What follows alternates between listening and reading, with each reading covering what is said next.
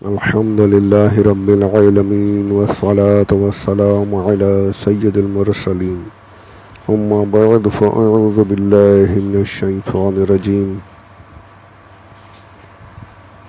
بسم الله الرحمن الرحيم مل کر پڑھیں الصلاة والسلام عليك يا رسول الله وعلى آلك وصحابك يا حبيب الله. اعوذ باللہ من الشیطان الرجیم. ان مثل عیسیٰ عند اللہ کمثل آدم خلقه من تراب ثم قال له كن فيكون الحق من ربك فلا تكن من الممترين فمن حاجك فيه من بعد ما جاءك من العلم فقل تعالوا ندعو أبناءنا وأبناءكم ونساءنا ونساءكم وأنفسنا وأنفسكم ثم نبتهل فنجعل لعنة الله على الكاذبين. بے شک عیسیٰ کی مثال، حضرت عیسیٰ علیہ السلام کی مثال اللہ کے نزدیک آدم کی طرح ہے. ان کو مٹی سے بنایا، پھر فرمایا ہو جا، وہ فوراً ہو جاتا ہے. یہ تیرے رب کی طرف سے حق ہے، تم شک والوں میں سے نہ ہونا. پھر اے محبوب جو تم سے حضرت عیسیٰ کے بارے میں حجت کریں، بعد اس کے کہ تمہیں علم آ چکا تو ان سے فرما دو آؤ ہم بلائیں اپنے بیٹوں کو اور تمہارے بیٹوں کو اور اپنی عورتوں کو اور تمہاری عورتوں کو اور اپنی جانوں کو اور تمہاری جانوں کو، پھر ہم گڑ گڑا کر دعا مانگے اور جھوٹوں پر اللہ کی لعنت ہو، اللہ کی لعنت ڈالیں. کل جو نجران کے عیسائیوں کا جو وفد آیا تھا، مطلب جس کا ذکر کر رہا تھا میں، یہ انہی کے اسی وقت میں یہ آیت نازل ہوئی. ہوا کیا تھا وہ سماعت فرمائے کہ جب یہ لوگ آئے، کافی مطلب کل ڈیٹیل میں نے بتایا تھا کہ 60 لوگ ساتھ میں تھے، اس میں 3 جو تھے وہ بڑے اپنے آپ کو اس وقت وہاں کے سردار سمجھتے تھے. تو ان لوگوں نے رسول اللہ صلی اللہ علیہ وسلم سے بہت سے سوالات کیے اور حضور صلی اللہ علیہ وسلم نے اس کے جوابات عطا فرمائے، یہاں تک کہ حضرت عیسیٰ علیہ السلام کے معاملے پر گفتگو چھڑ گئی. ان لوگوں نے یہ ماننے سے انکار کر دیا کہ حضرت عیسیٰ علیہ السلام حضرت مریم کے شکم سے بغیر باپ کے پیدا ہوئے. ان کا عقیدہ الگ ہی، ان کا عقیدہ ہے کہ معاذ اللہ رب العالمین مریم جو ہے بیوی ہے، اللہ جو ہے وہ معاذ اللہ رب العالمین باپ ہے، اور پھر وہ عیسیٰ علیہ السلام بیٹے ہیں. معاذ اللہ رب العالمین، اتنا گندا عقیدہ ہے ان کا. ہولی فیملی سے کہتے ہیں. آج بھی دیکھیے ان کی اسکول جو ہے، اسکول بہت سے ہاسپٹلس وغیرہ بھی ہیں ہولی فیملی نام سے.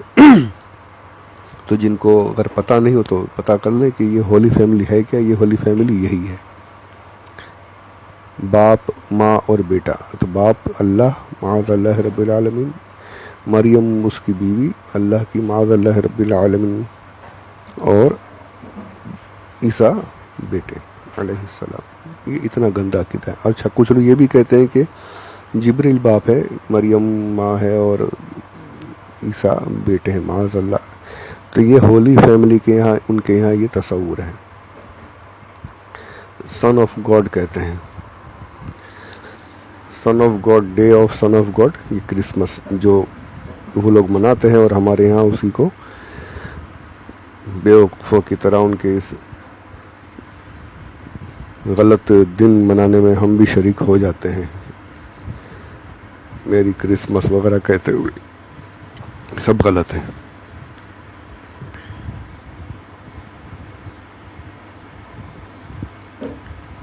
تو ان لوگوں نے کافی بحث و مباحثہ کرنا شروع کیا. بات یہاں تک جب بڑھ گئی تو پھر یہ آیت نازل ہوئی.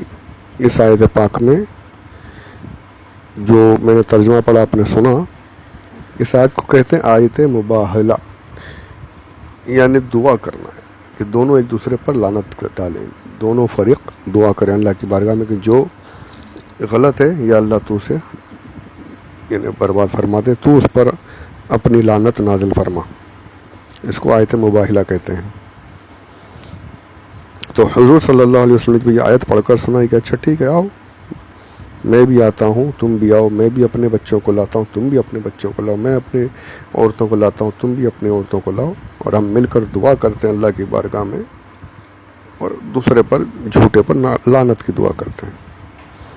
حضور صلی اللہ علیہ وسلم نے جب ان لوگوں کو اس آیت مباہلہ کی دعوت دی تو ان لوگوں نے، نصرانیوں نے، رات بھر کی مہلت مانگی. ٹھیک ہے، بولے ہم صبح میں آتے ہیں. مدینہ شریف میں رکے رہے وہ لوگ. صبح کو حضور صلی اللہ علیہ وسلم جب آئے تو اس طریقے سے آئے کہ وہ سبحان اللہ سبحان اللہ، ایک طرف بیچ میں حضور اکرم صلی اللہ علیہ وسلم ہے، ایک طرف حضرت حسن، ایک طرف حضرت حسین بیٹے، ایک طرف ساتھ میں حضرت فاطمہ رضی اللہ تعالی عنہ عورتیں، اور ایک طرف حضرت مولا علی کرم اللہ وجہ الکریم، اور ساتھ میں خود ہمارے آقا صلی اللہ علیہ وسلم. جب یہ نورانی چہرے اس نے دیکھے ان نصرانیوں نے، جب اس طریقے سے آتے ہوئے دیکھا کہ خود اللہ کے محبوب ہیں، ان کے بیٹے ہیں، ان کی بیٹیاں، ان عورتوں میں سے ان کی بیٹی ہے، اور حضرت علی رضی اللہ عنہ، یہ نورانی چہرے جب انہوں نے دیکھے تو اب ان کو سمجھ میں آ گیا کہ اپنا تو کھیل ہی ختم ہو جائے گا. اگر یہاں پر اس کا ذکر نہیں ہے، انہوں نے لکھا نہیں، مختصر ہے، پر اس طریقے سے ہے کہ جب انہوں نے دیکھا تو وہاں سے وہ پیچھے ہٹ گئے، نہیں ہم نہیں کر سکتے ہمیں، اور یعنی جزیہ دینے پر راضی ہو گئے. تو ساتھ میں جو دوسرے تھے ان لوگوں نے کہا کہ کیوں ایسا کیا تم نے، ہم جب سچے ہیں تو ہم کیوں دعا نہیں کی، کیوں چیلنج قبول نہیں کیا. تو جو ان کا جو بڑا تھا اس نے کہا کہ میں ان چہروں کو دیکھ رہا ہوں، میرے سامنے وہ چہرے ہیں کہ اگر یہ لوگ دعا کر دیں تو پہاڑ بھی اپنی جگہ سے ہٹ جائے. سبحان اللہ. اگر یہ ہماری ہلاکت کی دعا کر دیں گے تو نجران میں کوئی عیسائی بچے گا نہیں، ایک بھی نہیں بچے گا.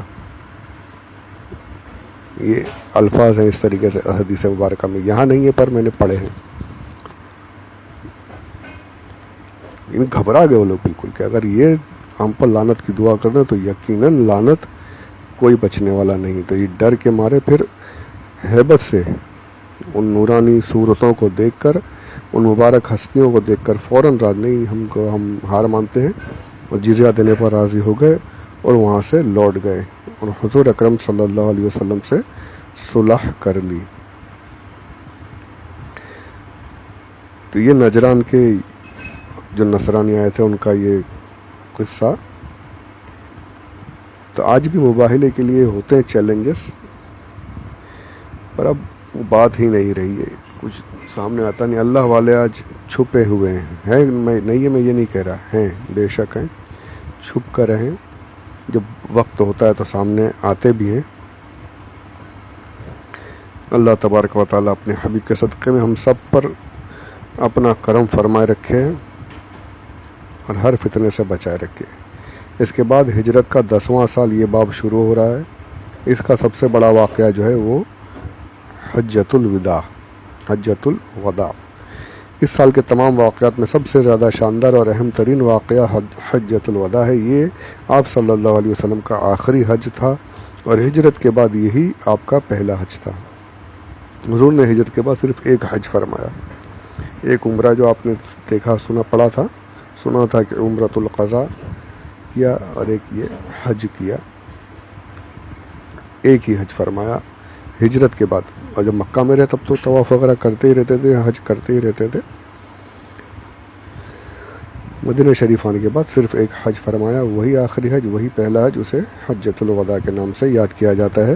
ذوالقعدہ 10 ہجری میں آپ صلی اللہ علیہ وسلم نے حج کے لیے روانگی کا اعلان فرمایا. یہ خبر بجلی کی طرح سارے عرب میں ہر طرف پھیل گئی اور تمام عرب کے لوگ شرف ہمراہی کے رکابی کے لیے امانڈ پڑے.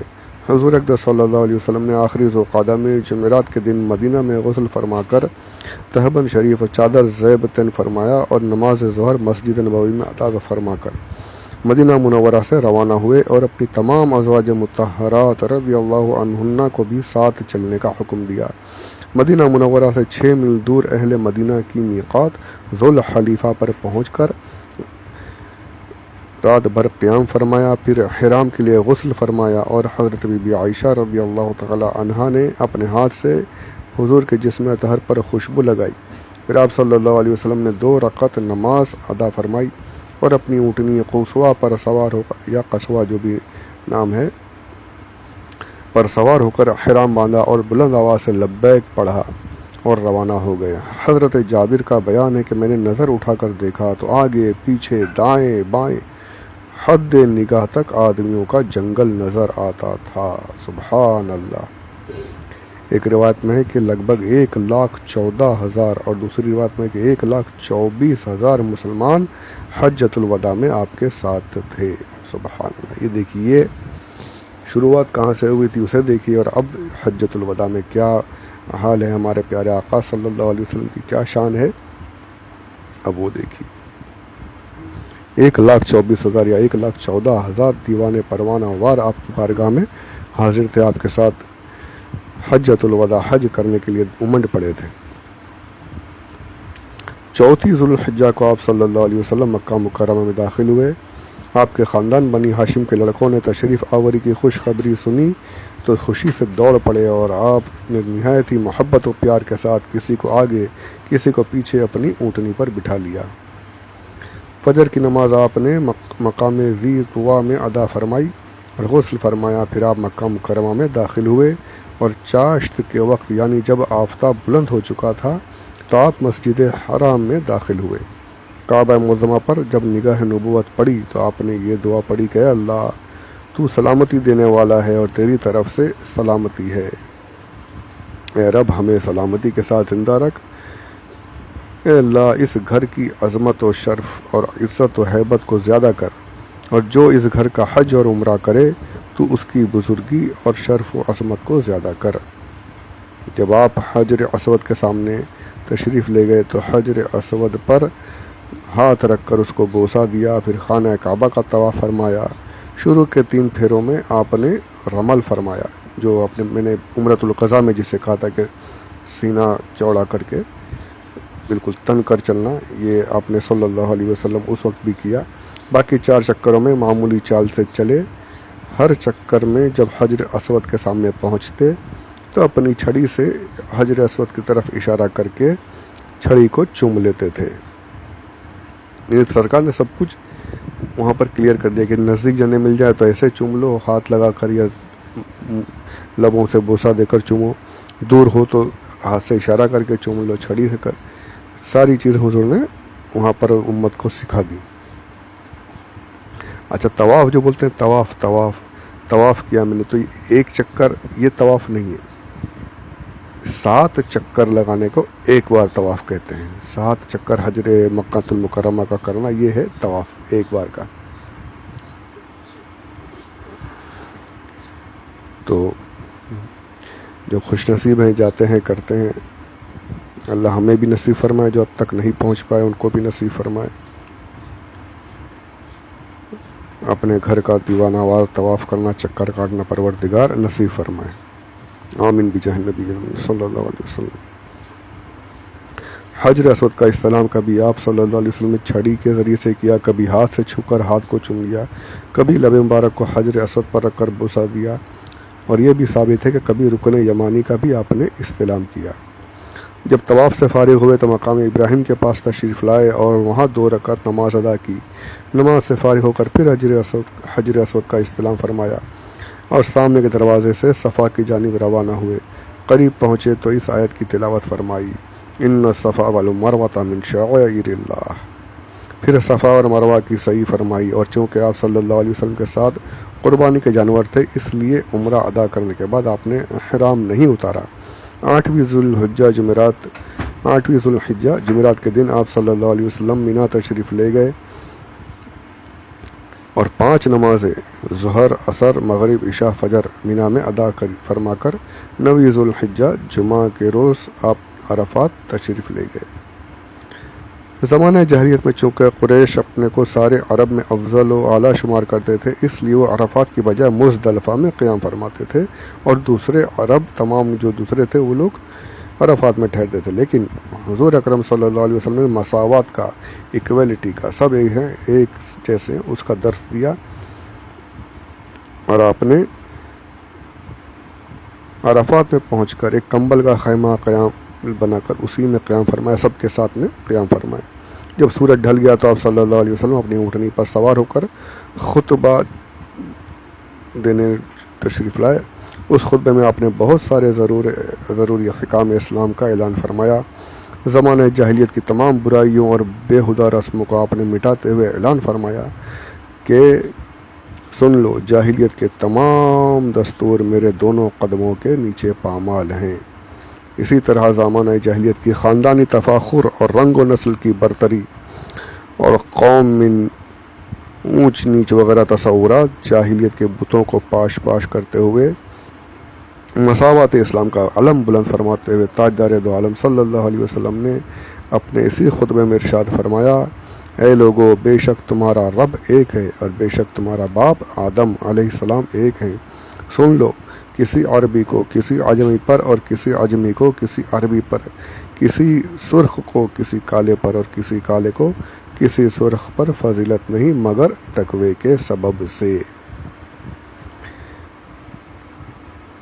میں نے پچھلے بھی عرض کیا کہ یہ سب امت کو تقوی اور ڈر پرہیزگاری سکھانے کے لیے سرکار نے ارشاد فرمایا۔ اس کے باوجود بعد میں اور احادیث بھی ہے جس میں اپنے نسب کا سرکار نے کہ سارے نسب کٹ جائیں گے، صرف میرا نسب باقی رہے گا، یعنی قیامت تک جو ہے، قیامت میں حضور کا جو نسلیں ہیں، جو سید جسے کہتے ہیں،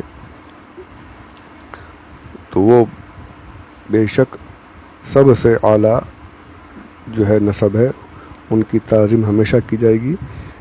ہاں، یہ بات الگ ہے کہ تقوی جو ہے یہ سب سے زیادہ ضروری ہے، تقوی اور پرہیزگاری اللہ کے نزدیک وہ سب سے بڑی بات ہے۔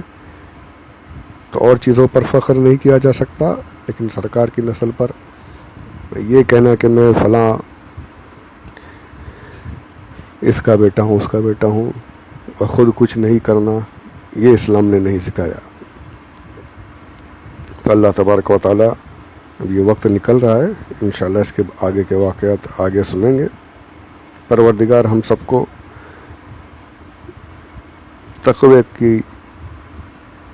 تقوی حاصل کرنے کی کوشش کرنے کی توفیق رفیق عطا فرمائے۔ مولا کریم اپنے حبیب صلی اللہ علیہ وسلم کے صدقے میں صحیح معنوں میں مسلمان بن کر رہنے کی توفیق عطا فرمائے۔ آمین بجاہ النبی الامین صلی اللہ علیہ وسلم۔ وما علینا الا البلاغ المبین۔